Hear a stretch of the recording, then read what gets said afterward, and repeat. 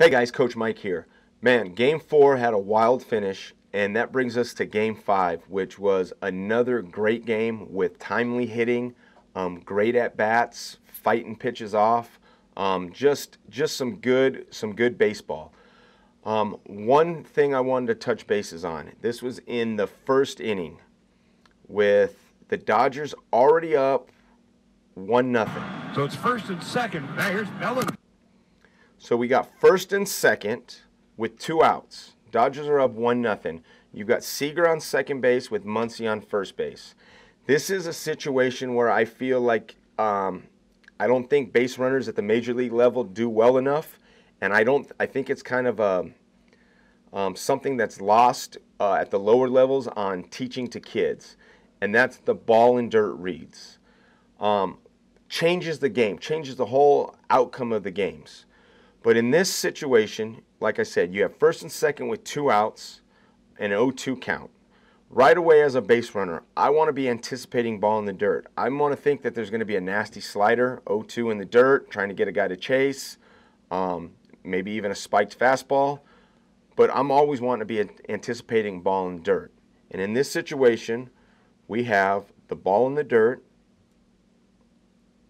and watch what happens. First and second. Now here's Bellinger. Bellinger taking inside and low, and it's blocked by Zunino. Corey Seager does a great job reading ball in dirt. He's aggressive, and he takes third.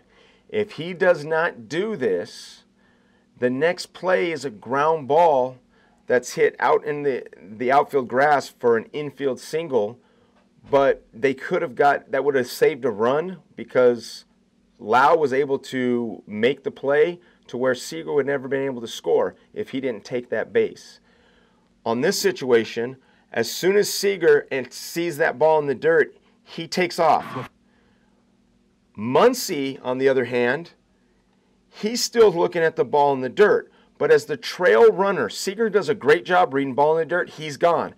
As the trail runner, you see ball in the dirt, you have to look at the lead runner. If he takes off, you have to be on his behind and trail into second base. So after this play, it should have been second and third instead of first and third.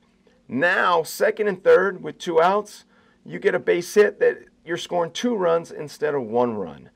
But in this situation, it doesn't really hurt the Dodgers. Muncy ends up staying at first base. With home plate umpire Marvin Hudson. Next pitch. Result, Seager goes to third. He's going to steal. Tilting point again for the Dodgers. He's stealing second base because he wasn't there. So he's stealing second base. Bellinger's able to get the ball. Lau makes a great play, but because now Muncy's stealing second base, there's no shot of getting that force out at second. So it was a great play by the Dodgers by moving the runner, having Muncy steal, and they were able to get an extra run out of that. But next time, guys, trail runner, remember, ball in the dirt, always peek at that lead runner, and if he goes, you better be following.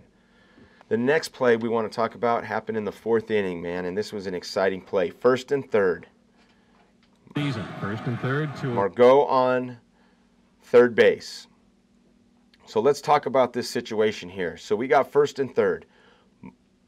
Coaching in pro ball many years, you don't practice this with the left-handed pitcher. This is stuff that you used to practice in high school because it happened all the time. First and third, teams trying to run trick plays, trying to get the pitcher to balk or end up going and trying to pick off the guy on first while the guy on third scores. So we got a tough Kiermaier's up to bat. He's in a tough spot because he's facing Kershaw. So that's not an easy pitcher to be hitting off of. With 2 outs, Kershaw, when he comes set, has that funky, long set position where he brings his hands up high. Margot is a good, fast base runner. And he tries to steal home. Here's Kiermaier. Margot breaks for home. The pitch on the way is high, and the tag, he is out. Let's take a look here. So right away, as you see, as he gets his hands up high over his head to come set, Margot does a great job on boom. He's gone and he's running. The Dodgers did an outstanding job, and Kershaw talked about it. He talked about how him and Muncy have practiced and talked about it, that he needs Muncy's help because he can't see that runner on third, that they did a great job. As he was coming set, his hands are up high. Margot takes off. Muncie's yelling 4-4-4, step off, and he's pointing. He's pointing and he's walking off the bag, pointing to home. That's telling Kershaw right away. He steps off, makes a good throw, and is a bang-bang play. I thought it was a very good attempt by the Rays. Kevin Cash was asked after the game. It wasn't a sign that the manager put on, but it's probably something they talked about with Kershaw on the mound in that situation. I thought it was a risky play, but I think it was well worth the risk, man. Margot made a great attempt, and it was bang-bang. If there was any issue as they're set up here, the infield is shifted over. Turner is shifted up off the bag, even though he's staying somewhat close to try to keep him there. The rule and thumb is, as a base runner at third base, I always want to be as far off as the third baseman. Okay? You've got Turner, who's about 15 feet off the bag.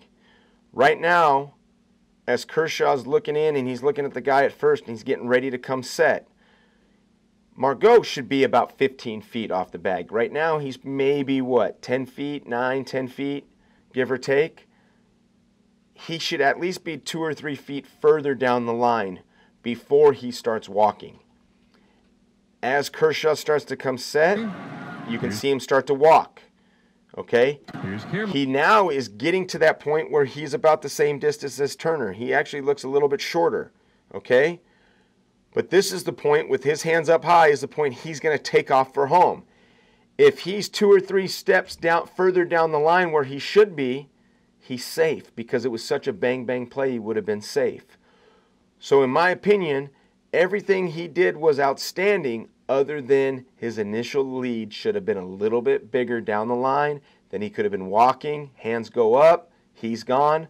That's 2 feet. And now let's watch how close this play Margot actually breaks for was. home. The pitch on the way is high, and the taggy is out. There will be no replay. Margot is out at the plate, attempting to steal home plate. And Kershaw. 2 feet changes everything. He's safe. If he had 2 more steps or 2 more feet down the line, he would have been safe. Great attempt by the Rays. Outstanding job by the Dodgers to keep their composure. Kershaw keep his composure and get that out. But, man, what a fun series. Can't wait to see what the days in the future have in store for us. Go out there, outwork, outplay. Hey guys, I hope you liked the video. If you did, give it a thumbs up, and don't forget to subscribe to our channel. And if you haven't already, check out my weighted baseball throwing program. I'll link the videos below.